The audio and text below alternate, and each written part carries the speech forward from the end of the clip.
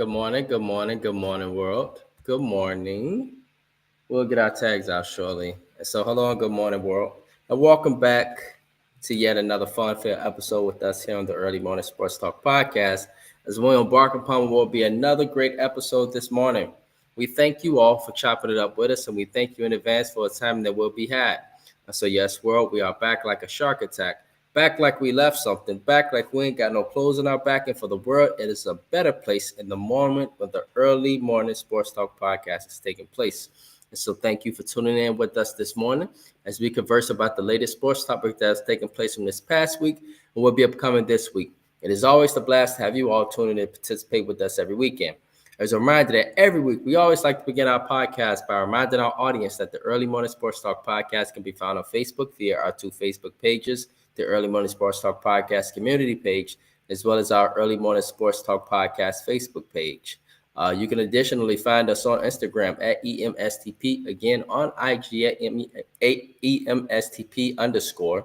YouTube, Apple Podcasts, and Spotify as the Early Morning Sports Talk podcast, as well as our own Facebook pages via Brandon Price, Jamar Goodman, and Jones, as well as our guests for that weekend.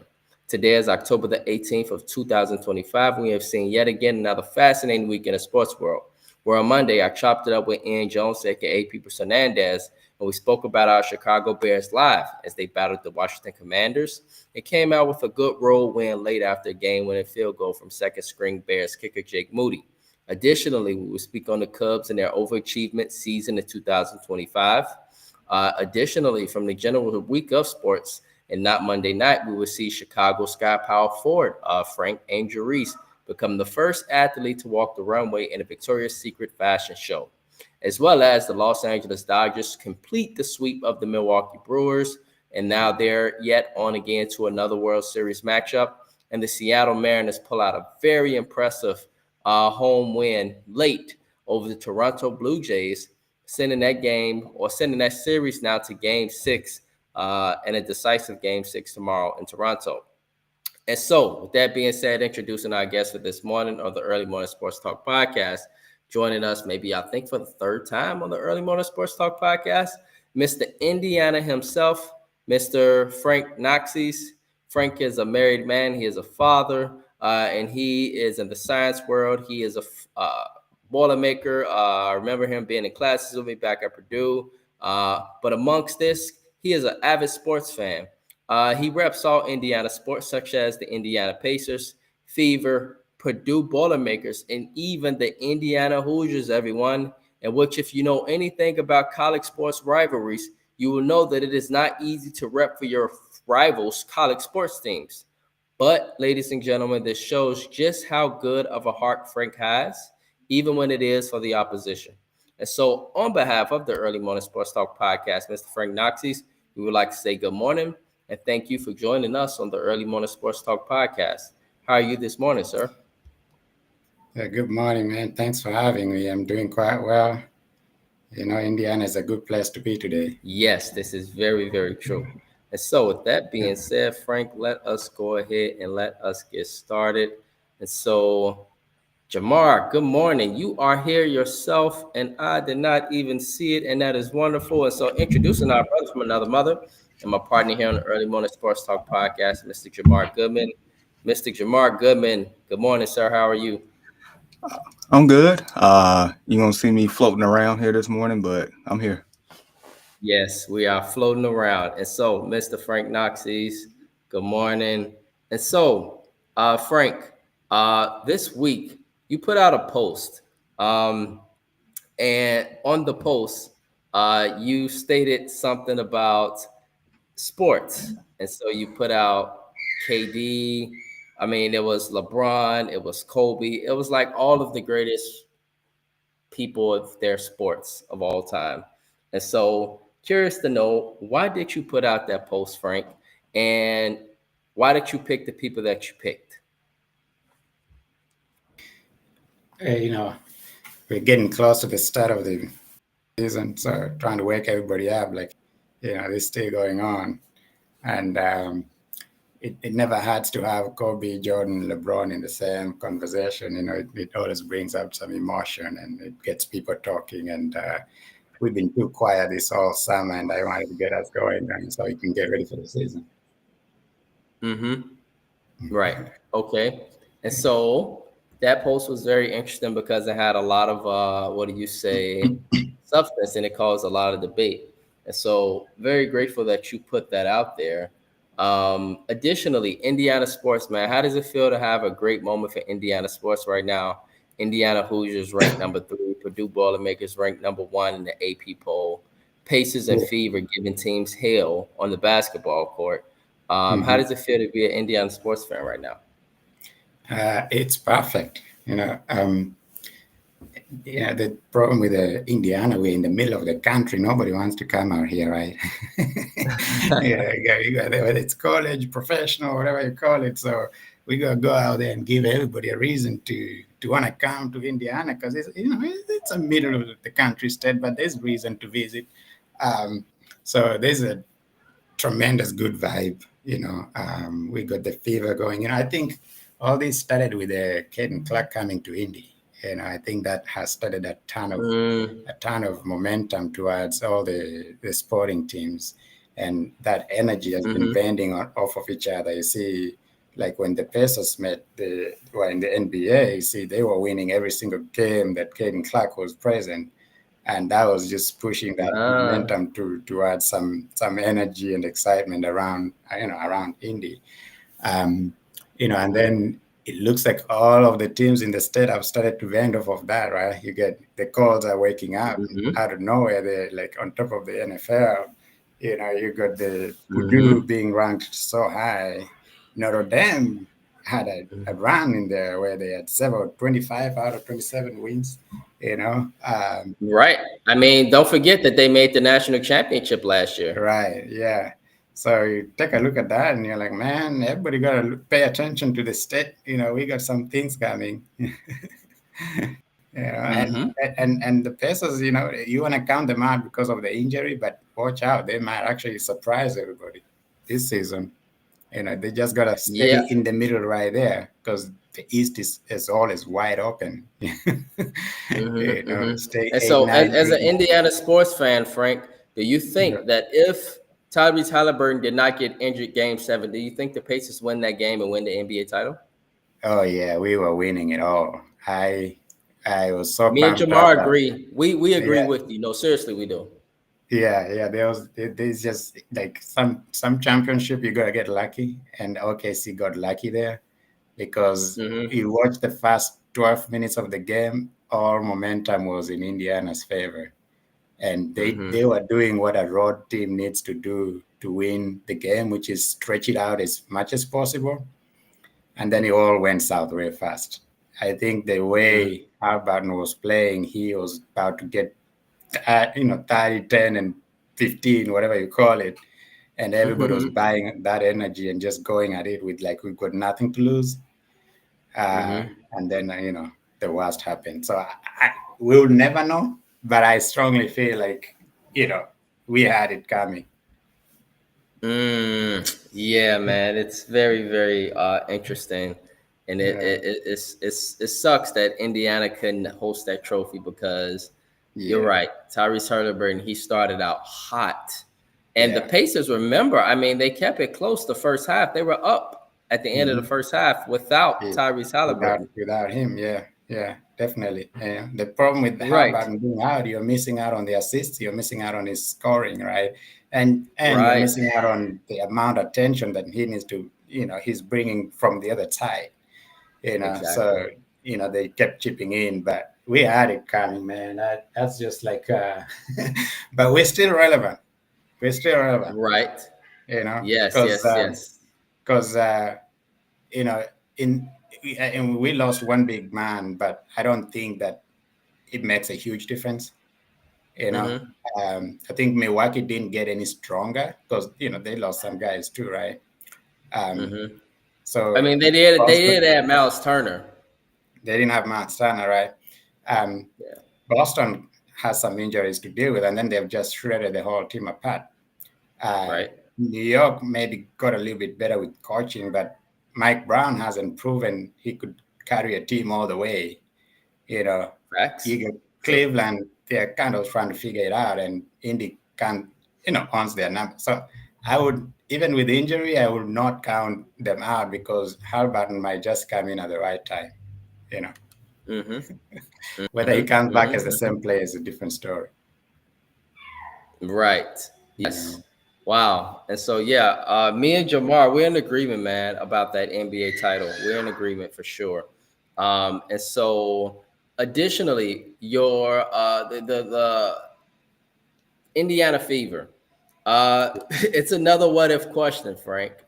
But do you feel that if Caitlin Clark was healthy and this team maybe had its healthy pieces, do you feel that they easily beat the Las Vegas Aces and they run through the NBA title? Do you think they win the WNBA title if they were healthy? Yes. If Caitlin Clark was healthy all season long, they've been number one in the league, right? I agree. Yeah. They're missing their best player, and they made it a game away from the finals. Like, what else are you gonna say about that, man? This is like, but not just her, man. It was Sophie Cunningham. It was Kelsey Mitchell, who got hurt game 5, right? And she was first team WNBA. WNBA. I mean, the team was amazing to do what they did. It was amazing. Yeah. So this is why I think that the momentum is all on a ton of Indiana sports. One of these teams is going to win some. And if any team is going to be the first one to do that, it's going to be the Fever, because I agree. Yeah, I think that they definitely have it in there. It's just a matter of time. Like, they just need to be together one season healthy. But at least one of these teams, whether it's college or pros, one of them is going to win something in the next year or two. And Jamar, do you agree, man? Do you agree that the Fever possibly is on their way, you think, if they keep their team together, that they could win the WNBA title in the next couple years?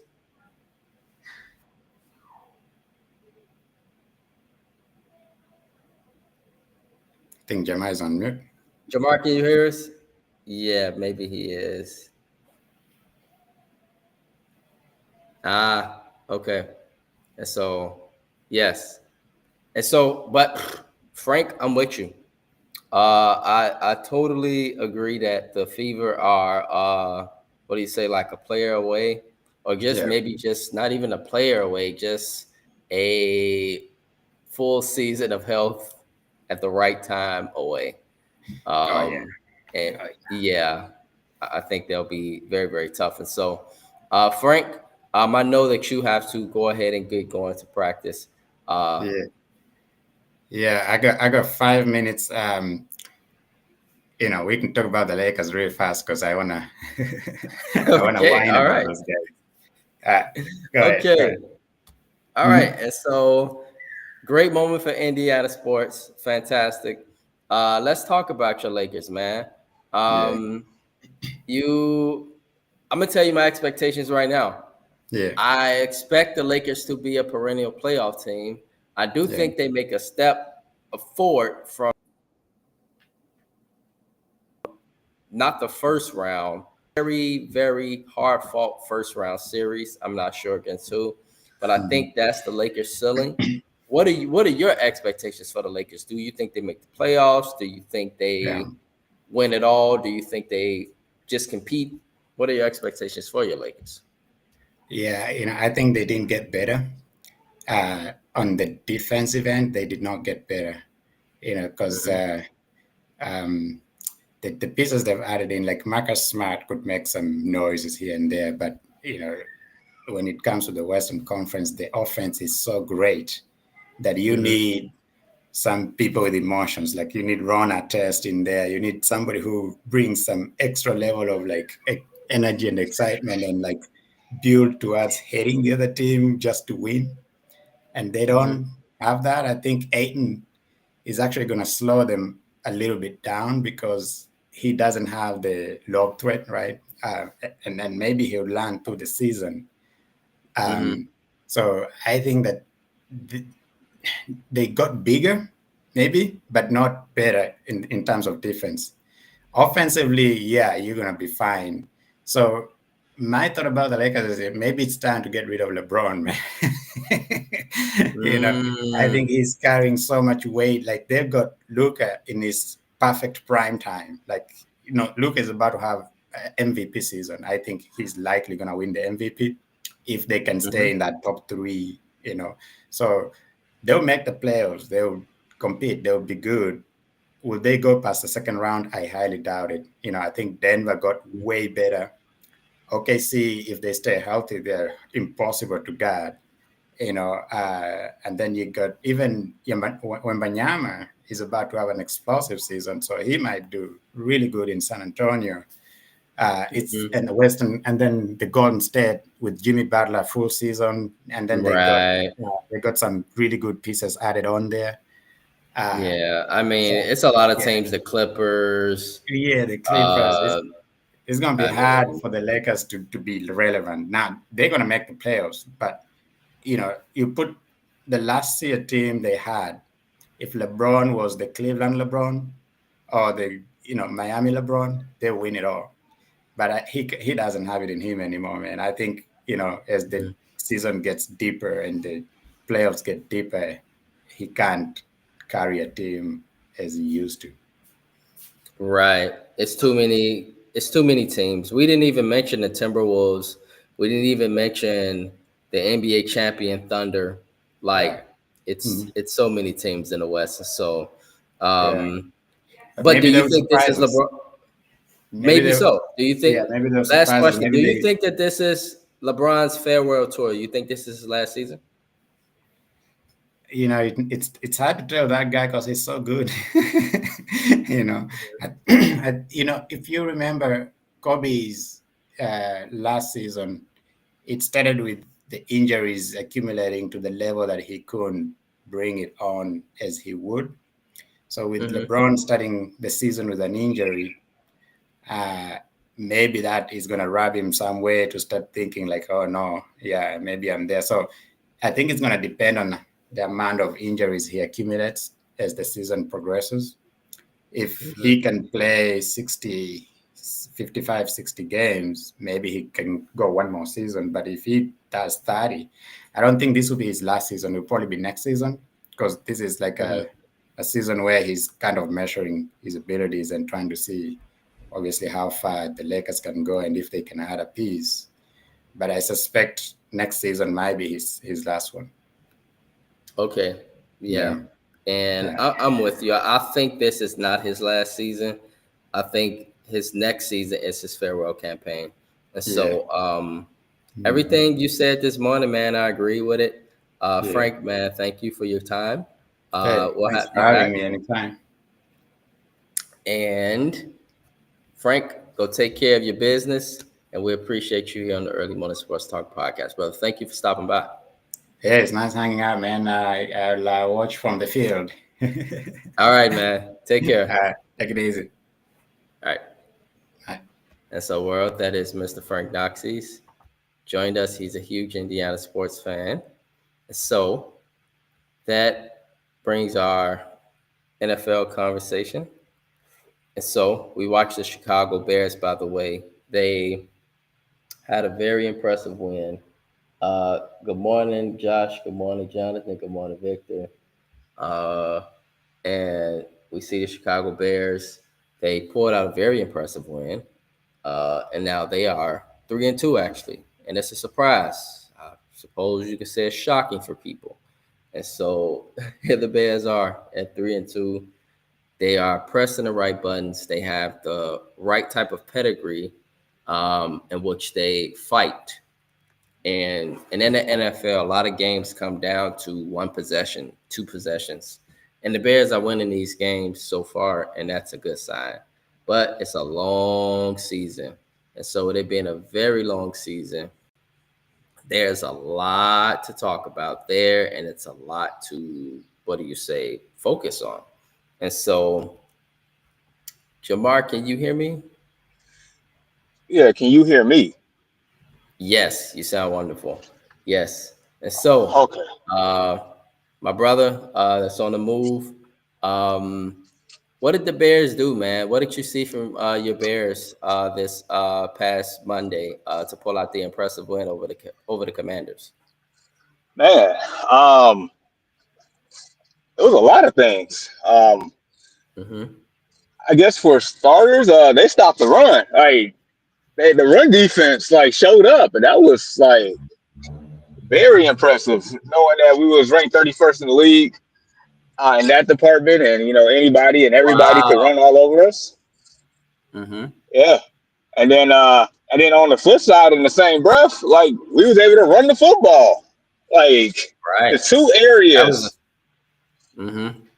yeah, the two areas that was like so concerning to the team on both sides of the ball, they was able to flip the script. So that lets me know that bye week that they had, like Ben Johnson and company, like they was able to like come up with a better strategy on both sides of the ball to be more effective. And just having the ability to do that and control the clock and control the pace of the play, and then on a defense to really neutralize that, because you know what's his name, Bill, they call him Bill Krosky Merritt, like just pretty much Mm-hmm. neutralize him. And it kind of like limited Jaden Daniels on offense to a certain degree, because he didn't have the pass catches he normally has, and he still a couple of weeks from recovering from his knee injury. So you saw the Commanders probably doing a little bit more than they probably wanted to in certain aspects, and maybe overthinking a couple of things. And I think that probably led to that last turnover that gave us the ability to neutralize it and end up winning the game because of that. Right. Absolutely. And so it was impressive, man. It's very early though. And but one thing I think we all see is the difference in the fight of this team. So many games, Jamar, as we know in the NFL, is won by one or two possessions. It comes down to that. And the Bears Yeah. will lose those games so much under Matt Nagy, so much. But under Ben Johnson, there's a different mentality here, and you see it. They could have easily lost this game versus Washington. They could have easily lost the game versus the Raiders. Arguably should have lost the game versus the Raiders. I mean, it was, very close wins. But this is the difference between being a good team and a team that, comes up short. And so it's a good thing, man. And so, Jamar, I'm going to do this with you. Let's quickly go through NFL reactions and overreactions. Is it an overreaction to think, Jamar, that after watching the Bengals Steelers thriller this past Thursday night, that Jamar Chase is the best receiver in football? Because this seems to be a debatable question according to some people out here. I mean, look, first I would say us Jamars will stick together. So, Right? so yeah, I'm gonna say by default that he is. No, but even in the play, like when give elite wide receivers the opportunity to make plays, they gonna make plays. Um, Mm-hmm. and the fact that Joe Flacco was smart enough, he realized after that first quarter, like, wait a minute, I have number one out here. They can't Right? guard him. I'm gonna target this man 23 times in this game. Catching 16 of them. I forgot over 100 yards and a touchdown. Like just phenomenal. Like give the playmakers the ball, let them make plays. Not Exactly. overreaction. Right. He definitely stepped up, and I'm in agreement with you there. Is it an overreaction to think that after watching the Chicago Bears eke out an impressive win over the Washington Commanders, that the ship seems to be headed in the right direction for this football team? No, that's definitely not overreaction. Like I guess it's a perfect time for me to piggyback off what you just said before we switched over to this, topic. But the games that we're winning was the games that we were losing. We were finding ways to lose those games. We're finding ways to win these games, and that mentality right there, would change the whole situation, culture, mindset, like production, all of that. So Mm-hmm. yeah, the mental game is just as important as the physical game. Yes, not overreaction. Absolutely, man. Yes. Yes. And I'm in agreement. Is it an overreaction to think that after another terrible outing from the former Bears quarterback, Justin Fields, this past weekend in London, that the New York Jets made the right decision by publicly stating that they will stick with Justin Fields? That might be an overreaction, my friend. Uh, Mm, I'm pretty much like, I mean, of course, me and you, we know Justin Fields as far as his play and production. I mean, he was drafted here. We saw him for what 4 seasons? Was it 4 seasons? 3, 4 seasons. But mhm. anyway, like it's pretty much the same thing. And I understand the Jets are a very dysfunctional organization. I mean, they're not too far from the tree here. However, it's like some of that stuff is controllable on his end, and he's not helping himself. Right. And you say it all the time about holding on to the football too long, can't get through the progressions as quick enough. It seems like if the first progression is gone, then it's a That's lot it. of panic. He chooses to run. He can't stay in. It's a lot of things. We know him all too well, and I like him as a person, but I don't know if he can really get the job done anymore. Man, and it hurts to say that as a Bears fan, but I'm in agreement, man. I wish the best for Justin, but uh, man, they should be at least 2-4, 3-3 if he just gets the ball out, Jamar. That's it. They could easily be a Yeah. lot better than what they are at 0-6. Give me about 2 minutes. I'll be right back. Okay. Yes. And so Justin Fields, he is a great quarterback. Uh, and I say great because he is right there. It's like right there, but he's missing a small piece to his game, which is the ability to get out of the pocket oftentimes and extend plays while throwing the ball, but then additionally just getting rid of the ball quickly, dumping it off to a running back or dumping it off to a wide receiver. If Justin Fields had that part to his game, I mean, it would be sky's the limit for that kid. Uh, we would be talking a Pro Bowl level quarterback. We'd be talking an elite quarterback, for sure, elite quarterback that would be a fear, put so much fear in other teams if Justin could do that. But Justin can't do that. And so the Jets took a big gamble and they said they believed in him. And now the Jets right now, they are on 6. But a lot of it, in our opinion, is not the Jets' fault. They might be a bad football team on paper, but a lot of their losses, it really just comes down to Justin Fields. And so I'm wishing the best for the kid, and I hope that as the Jets continue to stick with him, because I mean, I guess what you're gonna go with Tyrod Taylor. I don't even know who the third screen guy is, but he might get a call soon.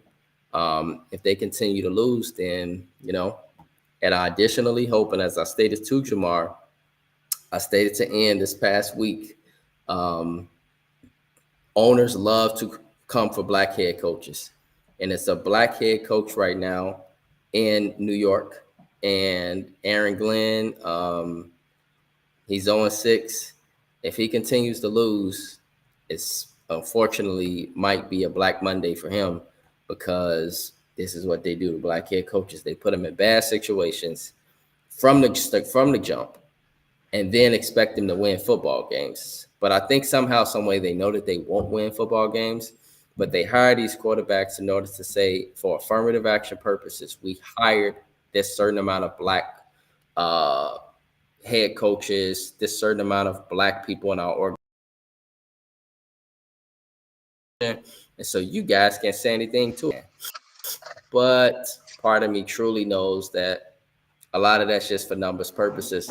So I wish the best for Aaron Glenn, and I hope, even if they go 0-16, 0-17, whatever it might be, that this guy keeps his job. I hope so. And I saw an article this week that kind of points to that. The head coach would stay in New York, Jamar, because he's getting paid a very nice salary there, which is more than Robert Saleh was paid. And additionally, the owner, he generally likes to stick with head coaches. No, he doesn't like to stick with head coaches, but he's made some things and put some things in the right place in order to stick with Aaron Glenn. So I hope that that's the case. Jamar, is it an overreaction to think that after watching the Kansas City Chiefs pull out an impressive road win this past weekend over the Detroit Lions, that this team is still the team to beat in the AFC? I mean, I don't think that's an overreaction. A couple of Oh, weeks wow. ago, I don't, because like a couple of weeks ago, maybe it felt a little differently. Maybe the conference, because right now I feel like the conference is a little bit more wide open than us, crowning the Bills or the Chargers at the time, things like that, or the Broncos or whomever. But like the Chiefs' losses were like they were right there in those games. It wasn't like they got blown out or like the Super Bowl where they just got dominated. These are close games, and the fact that they're getting Rashee Rice back tomorrow, on top of everything else they got going on and the momentum they're starting to have, and Mahomes is playing out of his mind.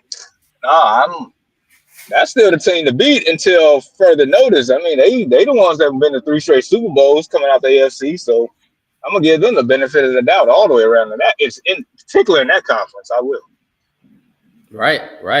And then lastly, is it an overreaction to think that after an impressive win over the San Francisco 49ers, that Buccaneers quarterback Baker Mayfield should be in the early running for the NFL's MVP award? Should he at least be putting people on notice at this point?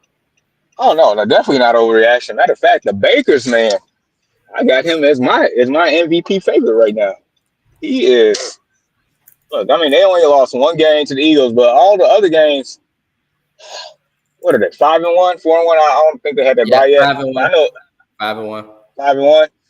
I know at least four of those wins was fourth quarter comeback drives. Like you get that ball, give that man the ball with 2 minutes to go in the game. It feels like it's curtains for the other team. It's like he is cool and calm under pressure. He's like he just knows what to do. He doesn't panic. It's so surgical. It's like I watched each and every one of those wins in the 2 minutes, and it's so impressive. Any team would be lucky to have the Bakers man right now. That man is balling, and he's earning respect all across the league. So that's not overreaction at all. It's beautiful, man. It's beautiful to see. Yes, it is so beautiful. It's so beautiful to see. And so, world, that concludes our NFL reactions and overreactions. And so, Jamar, bear with me. I'll be talking here for a minute about a few things. And so, notable college football games this weekend. And so, we got number 10 LSU. But let's actually start with Miami. So, Miami actually got upset last night by Louisville in Miami. And this was the second ranked. So they did lose. Yes, they did, man. They lost last second field goal at home, 24-21 at Hard Rock Stadium. Very hurtful loss. But now I don't know how bad of a loss it might be, Jamar, because check this out, bro. Louisville's 5-1 too now. And so if Louisville continues to win, perhaps that won't be a stain if Louisville continues to win. And so Louisville actually is surprisingly a good football team. And after this win, I'm sure, Jamar, we both know they'll be jumping somewhere in the top 25.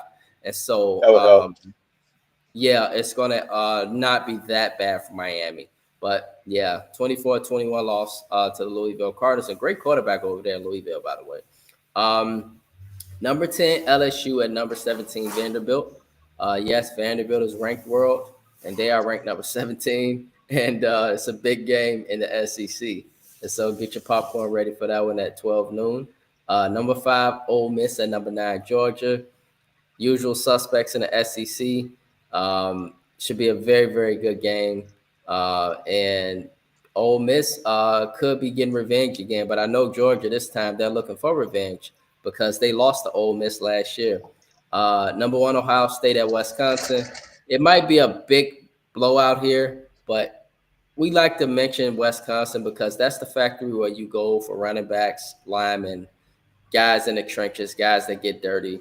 And so this could be a very normal Wisconsin game, which makes it a little bit dangerous, especially after you came off of a road win last week at Illinois. Now you're on the road again, this time at Madison, Wisconsin. So it'll be interesting. SEC all over the place, Jamar. Number 11, Tennessee, and number 6, Alabama. Huge SEC matchup again. And so this should be a very, very interesting game here. And so we'll see what happens with this game. Very intriguing. We'll see what happens with this big SEC showdown. Number 20, USC, and number 13, Notre Dame. Notre Dame has turned things around again, man. They started out really slow, but they're back to their winning ways thus far. But they got a big challenge. USC and Notre Dame. We all remember those great matchups between USC and Notre Dame. This could be a good win for Notre Dame. They are in South Bend, but we'll see what happens because USC, they can score the ball, Jamar. Number 23, Utah, and number 15, BYU. Another big ranking game. This is, what do you say, Big 12 implications here. And so, yes, I know it sounds a little weird, world, but me and Jamar know that a lot of changes has happened in college football. And so, yes, this is Big 12 stuff here. And so, big game over there out west tonight. And so we'll see what happens with that. And then lastly, just quickly to watch, number 4, Texas A&M at Arkansas. Could it be dangerous? Maybe. Number 14, Oklahoma at South Carolina. Could it be dangerous? Maybe. And then number 12, Georgia Tech at Duke. And so that concludes our notable college football games for the weekend, which we have a lot of them. Jamar, bro, how about those Dodgers, man? How about those Dodgers? Back to the World Series yet again. Shohei Ohtani, I don't know what's more impressive, striking 11 straight people out or hitting 3 home runs in one baseball game in order to shut a team out. We stated just last week with Chris, in which, we did not get Chris on. We got to get him back on next weekend, Jamar. We got to get him back on next weekend for the World Series. Like the Dodgers, I stated to him that I felt that if the Brewers played the Dodgers, that the Dodgers was just going to sweep the floor with them, and that's exactly what they did. The Cubs would have presented a better matchup for them, but the Brewers didn't present any matchup for them. Man, but Shohei Ohtani, Jamar, is he that good, man? Should he? I ain't never seen a dude that could. I ain't seen nobody that could do this, bro. I ain't seen nobody that could do this. Good. I'm gonna let you go first because I need another 2 to 3 minutes. So you let the people know what you think first, and I'll piggyback off you once I get back. Okay. Wow. We are watching a generational talent in Shohei Ohtani.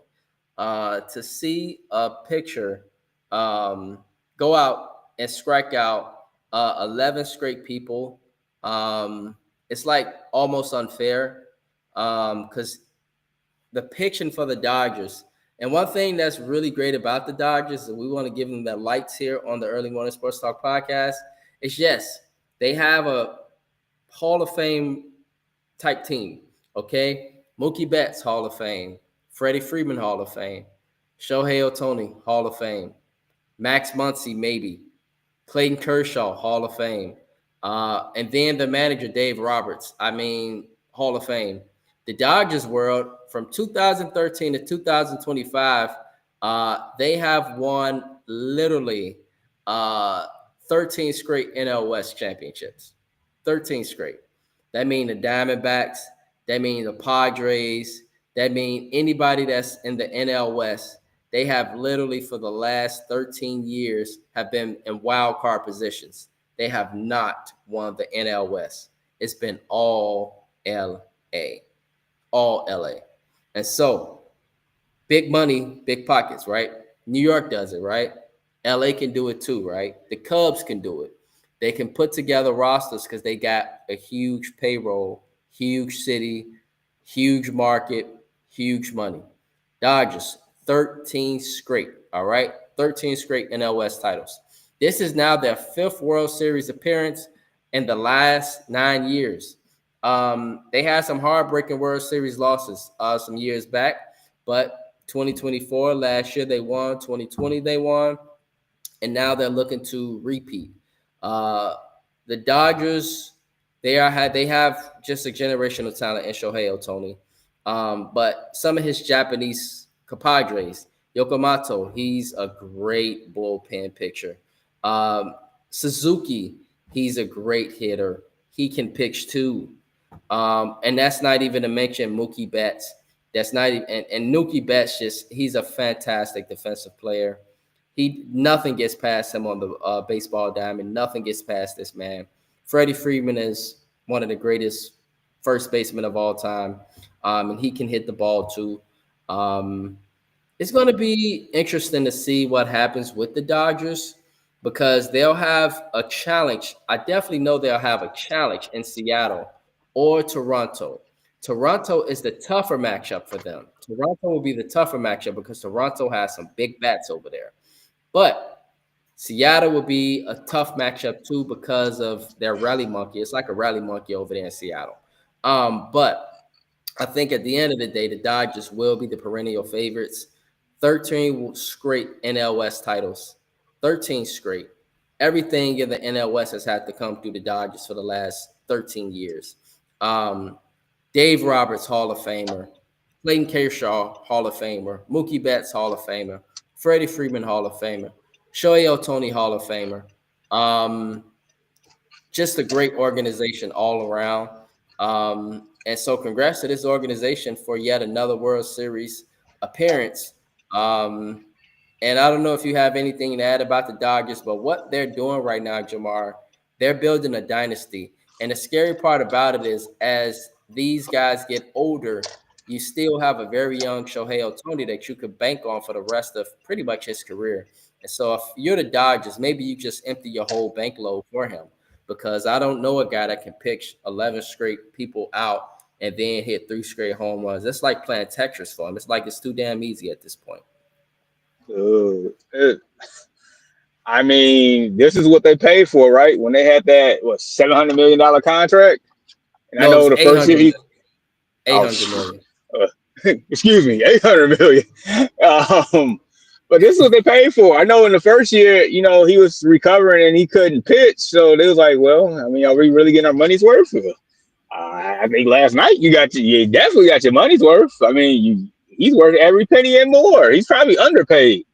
Like that was probably the greatest, you know, single performance based on stake, you know, high leverage moments and all that stuff. The clinching game to win the pennant and dude, like you mentioned before, like, you know, what's more impressive, his pitching performance or his batting, and the fact that he combined both.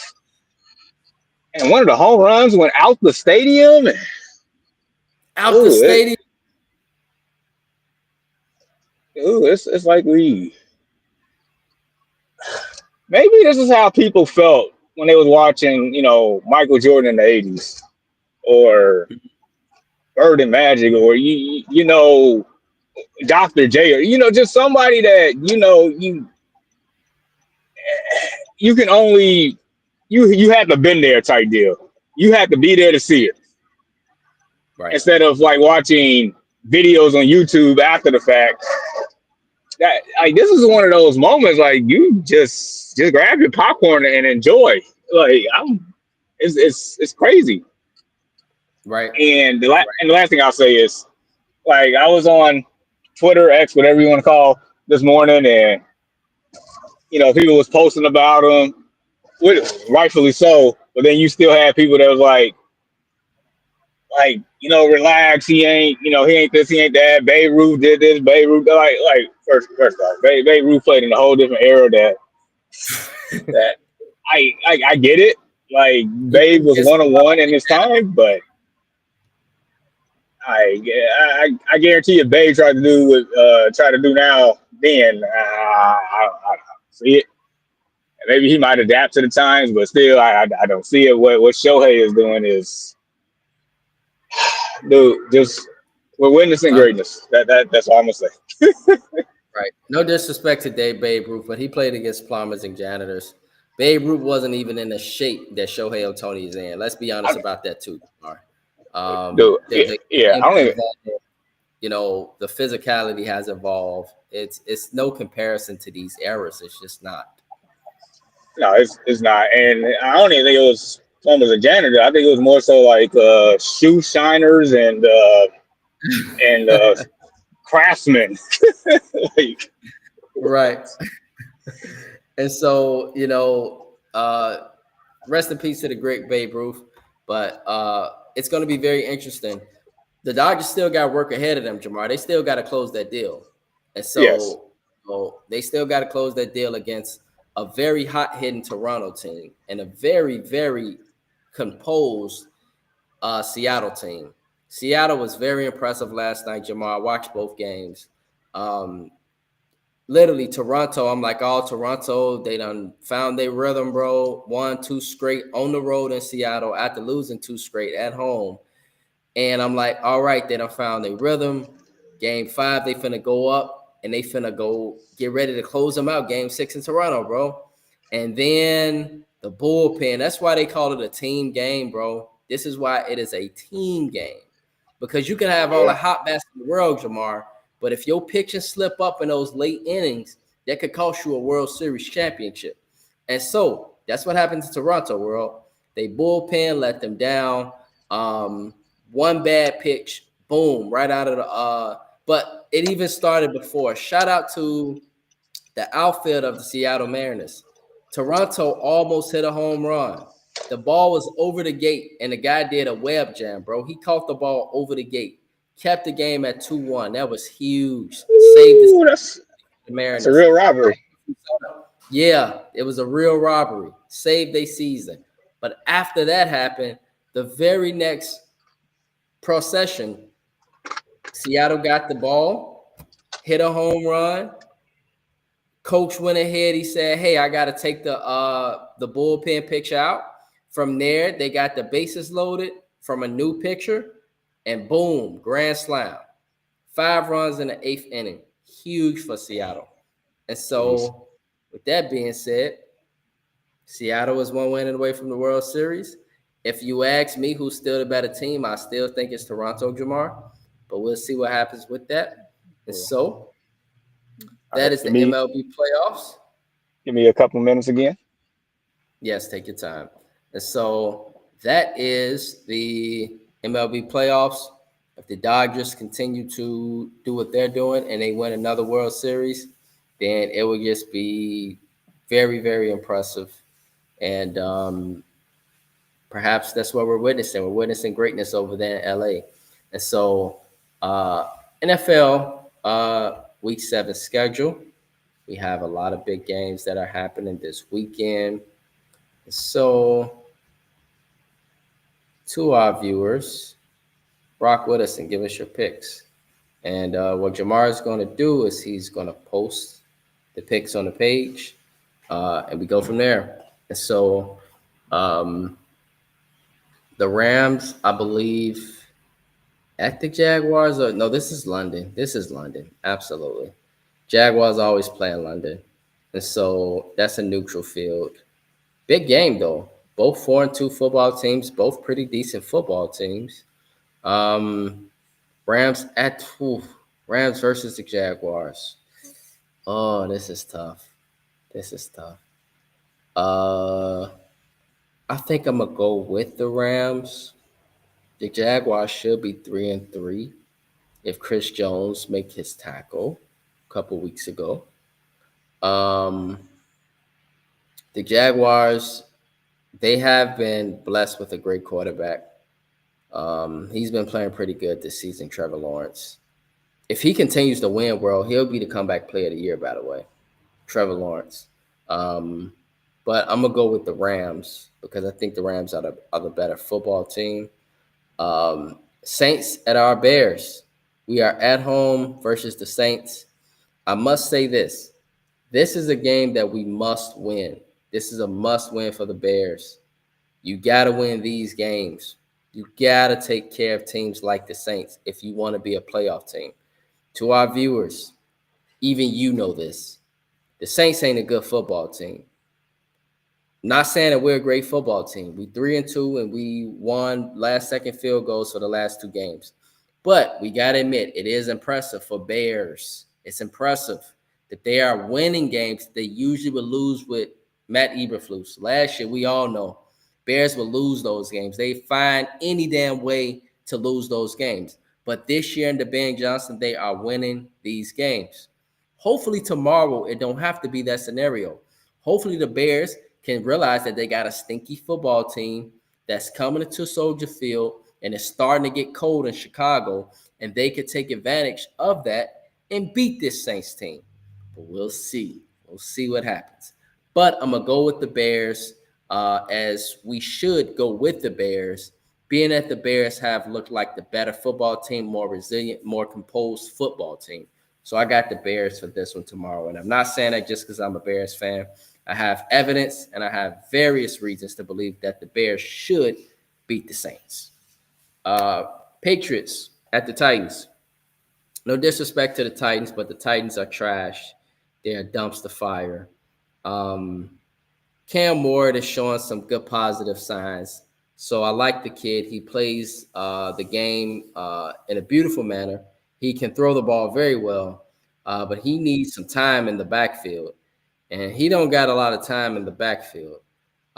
He is under pins and needles back there. You guys watch the Titans. He's running for his life a lot. So he doesn't have a lot of time, that kid. So Patriots coming in, they're 4-2. They're finding ways to win games. And so shout out to Mike Vrabel for turning that program around. And they are 4-2. So I have various reasons to believe that the Patriots will win that football game. So Jamar, I got the Rams over the Jaguars. I have various reasons to believe that the Bears will beat the Saints. And I'm not saying that just because I'm a Bears fan. I believe that the Bears should beat the Saints. And then I picked the Patriots over the Titans because the Titans are a dumpster fire. But the Titans are at home tomorrow. So it could be a trap game for the Patriots. But with that being said, Jamar, who you got, Rams versus Jaguars? Who you got? To be real simple, I got the same three teams you just picked. Okay, wonderful. What about the Panthers and Jets? Is this a Cancun, or do the Jets pull it out tomorrow, man, in New York? It could be a tricky game for Carolina, because now I'm thinking like, oh, Carolina, should I put them on the radar now? They're 3-3. But the Jets keep losing games really because of Justin Fields, being honest. Who you got for this one? I'm gonna go. Yikes! I'm gonna go Carolina. They one word that you used maybe last week or the week before with them is, if I'm not mistaken, resiliency. They've been resilient. Somehow, some way, they find a way to win these games, right? That you didn't think they would win, and so. I mean, I feel like they're more organized. Like, as far as the Jets, I mean, yeah, Justin Fields been a problem, but I also feel like, just game management, coaching sometimes, defense ain't been great. I know they played pretty well last week, but outside of that, it's been a dumpster fire. Sauce been getting sauced. Like, it's bad. So, give me the Panthers. Yeah, man. I'm gonna go with the Panthers too, but the Jets. It would be nice to see them win a football game, Jamar. It'd just be nice. It'd be nice to see them win a football game. And if they continue to lose, then that narrative's just going to continue to grow over there. Raiders at the Chiefs. The Raiders. They had a nice win over the Titans, but now they play the Chiefs. Do the Raiders come in and surprise the Chiefs? Is this a big game for the Chiefs, Jamar? Because if they lose, then they 3-4. Yeah, I mean, you can still hear me, right? Yeah, I can hear you. We can hear you. Corey can hear you too. Okay. All right. Yeah, Chiefs need to win this. I think the Chiefs, the way the Chiefs are and the way that the Raiders have been, I think the Chiefs blow the doors off of this game. Mm-hmm. It's like Chiefs in a blowout. Like I can't see the Chiefs losing this one. Yeah, I'm with you. I think the Raiders, the biggest thing, they don't have enough ball movement. They don't have really no true receivers. Maybe they surprise us tomorrow, but the Chiefs look like a much better football team. And I know the record might fool you, like Jamar stated last week with the Chiefs, but the Chiefs are getting healthy. So I'm going to go with the Chiefs as well. Dolphins at the Browns. Is this a big game for the Dolphins, man? If they lose this game, this is even worse because you already just lost to the Panthers and what you should have won that game, right? But if you go and you lose to rookie Dylan Gabriel, does that narrative continue to grow in Miami? Oh yeah, this is a big game for Mike McDaniel and Tua turn the ball over. It's a big game for those two. Like they got to win this game. They just have to. They want to keep their jobs and their future in the NFL and all that. They got to win this game. I'm gonna pick the Dolphins on faith that they will get it done, and they are the more talented team. So I'm going with the Dolphins. Yeah, I'm gonna go with the Dolphins too, but my heart is really saying, like, why are you not picking the Browns? Have you not seen a defense? Have you not seen how tough this team is? Myles Garrett got an identity on that defense, bro, and they are tough, Jamar. And the Dolphins, I don't see any toughness in them. They get pushed around instead of being tough, and that's why they losing. It's a big game for them because if they lose this, it's gonna be a huge narrative. I guarantee you're gonna watch Get Up Monday, and you might be like, man, they're gonna be saying the same thing we said on the Early Morning Sports Talk podcast. They probably be watching us low key, bro. They just gotta you can't see them watching us, but they probably be watching us. And so, because we always point out stuff before it happens on the early morning. This is what we do. Eagles at the Vikings, bro. What is the update on this kid, JJ McCarthy? And this is a big game for the Eagles too. 2 straight losses, Jamar. If you lose this third one against the Vikings, there should be worry and concern in Philadelphia. But what is the word with this kid? Is Carson Wentz still starting?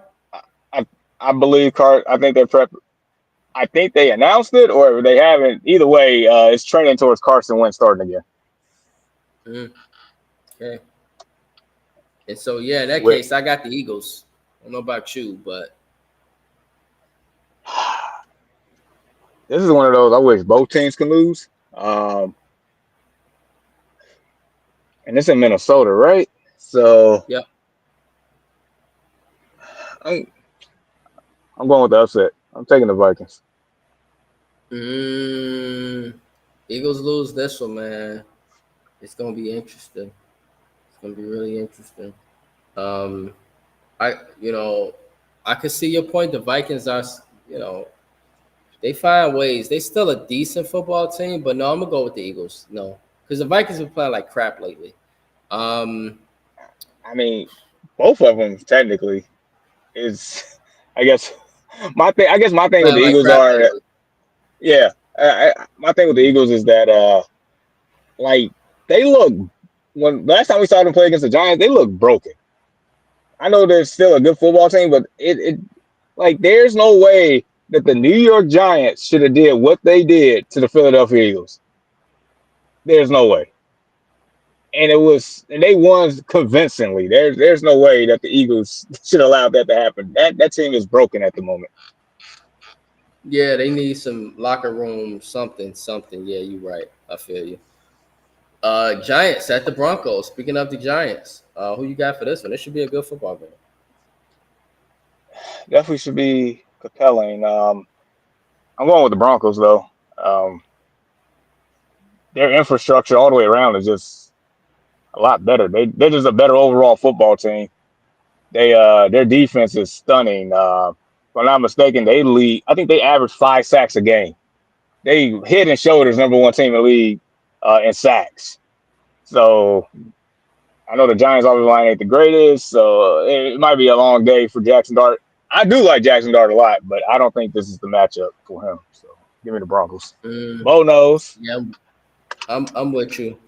In Denver, give me the Broncos. Do think it's a good game, though. I do think the kid hangs in there, Jamar, and get off a few nice plays, get off a few touchdowns.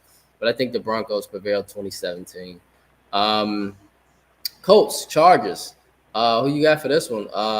Colts. Hey, man, they are a good football team. If I'm not mistaken, the Colts are 4-1 or 5-1, one of the two. And so who you got for this one? Colts or Chargers? Okay, they're 5-1. Yes, thank you for that. And what's crazy is the Colts are the number one seed in the AFC right now. Right. Mm-hmm. As crazy as Hey that man, sounds. Jim Irsay's daughter being on the sideline might have something to do with that. For real, for real. Maybe. Like low key, maybe. For real, for I'm real. gonna take the Colts. Um, they're just. I mean,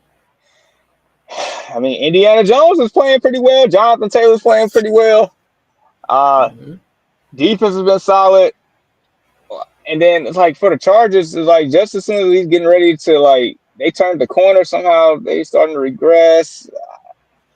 Maybe without having a Marion Hampton that doesn't help, but still, I'm gonna take the Colts.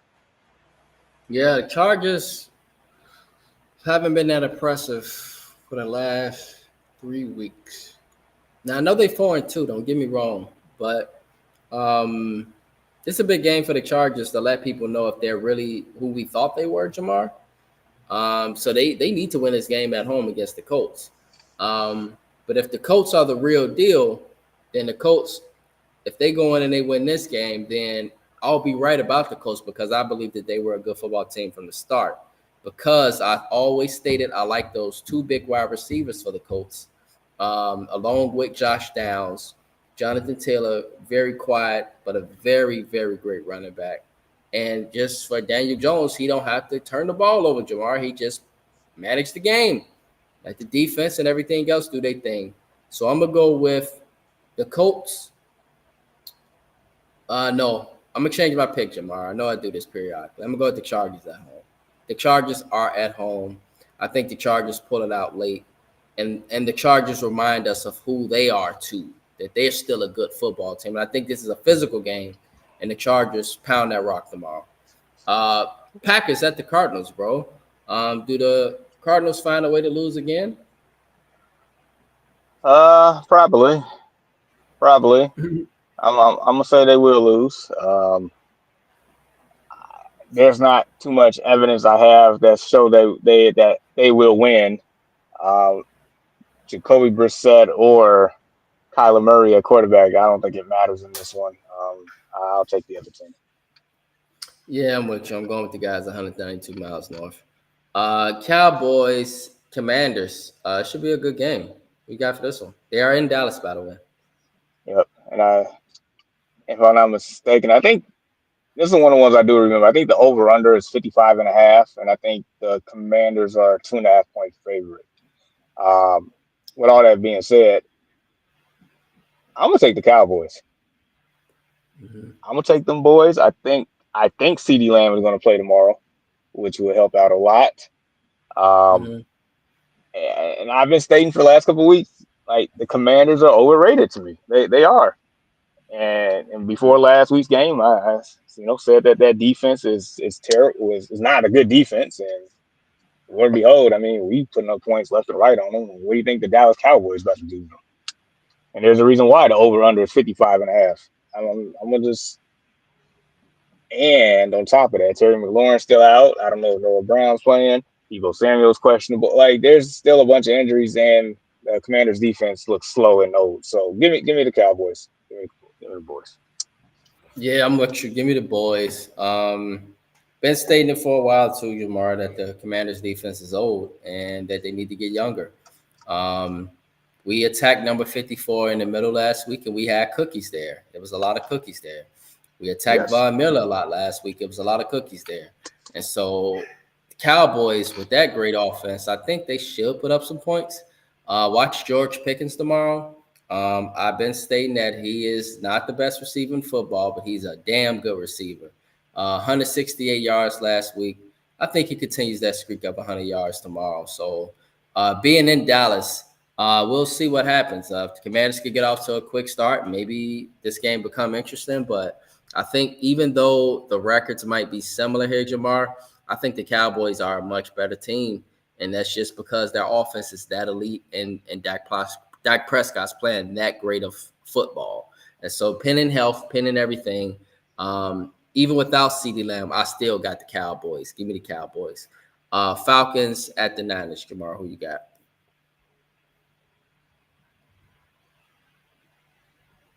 Okay.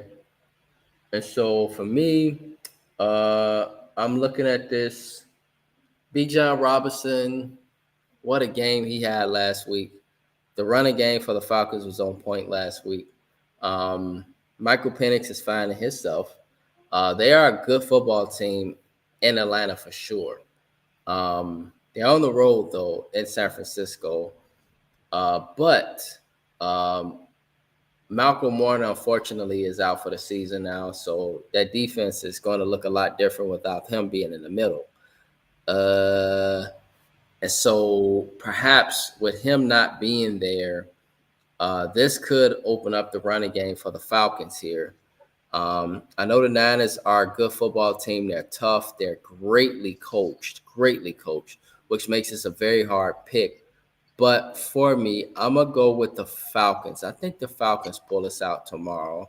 It comes down to the last drive. I think the Falcons win this 2017, 2014, somewhere in that ballpark. But I got the Falcons. What about you, Jamar? Falcons at 49ers. Who you got?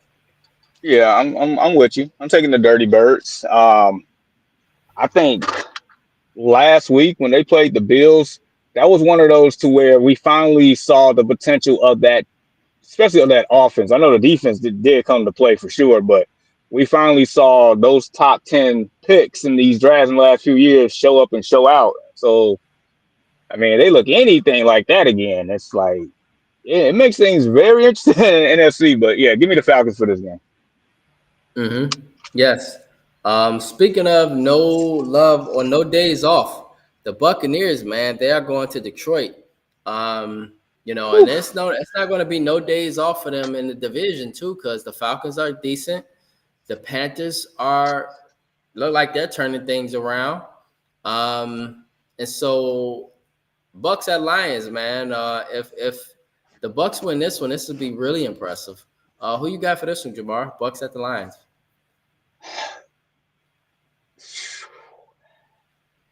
So should be a good game. It should. All right. So my brain says the Lions. It's something about it's starting to hard for me to count out the Bakers, man. All right. So I'm gonna end it with this because after this pick, I do have to bounce for a while, so I may not be back. So it's definitely a pleasure, my guy. Yes, sir, bro. I'm taking Tampa Bay. I'm rolling with Baker. All right, and then quickly, Texans at Seahawks. Who you got for that one? Texans at Seahawks. All right, give me the 12th man. Give me Seattle. Right. Yes, sir. And so appreciate you, bro. Get to it and talk with you. Peace out, my friend. Yes, sir. Take care. Yes, sir, my bro. And so Bucks at Lions. I'm with Jamar. I'm gonna go with the Lions at home. But that's going to be a really good game. I can see the Bucks pulling that one out for sure. That comes down to the fourth quarter. It comes down to a few drives. That'll be the difference in that game. But I got the Lions at home. Texans at Seahawks. I got the Seahawks, the 12th man at home as well. But it should be a good football game. The Texans have come up short a lot of games, but they're a pretty decent football team too. So give me the Seahawks. And so, world, that concludes our NFL picks for week 7. And that really concludes our conversation. And so support this screen. It is here. You see it shining right below my face, right there. Support this screen. And so to our viewers, support this screen. We appreciate your love and support. Yes. And so, final thought. Remember that with God, all things are possible. Remember, again, that with God, all things are possible. That's my final thought and shout out. Keep God first, family first, your purpose. Keep your purpose. Take care of your health. Take care of you. Love others as God commanded. Have peace in your life. And don't be afraid to do what's right. And so that's my final thought and shout out. And so with that being said, on behalf of the Early Morning Sports Talk podcast, we would like to say thank you for tuning in with us this morning. Continue to chop it up with us on various platforms. Support our podcast. And if you are, would love to talk sports with us on the Early Morning Sports Talk podcast. By the way, thanks to Mr. Frank Noxies for stopping in with us this morning. We are here and would love to do so with you. Your love and support is truly appreciated. And we hope you all have a blessed and safe week.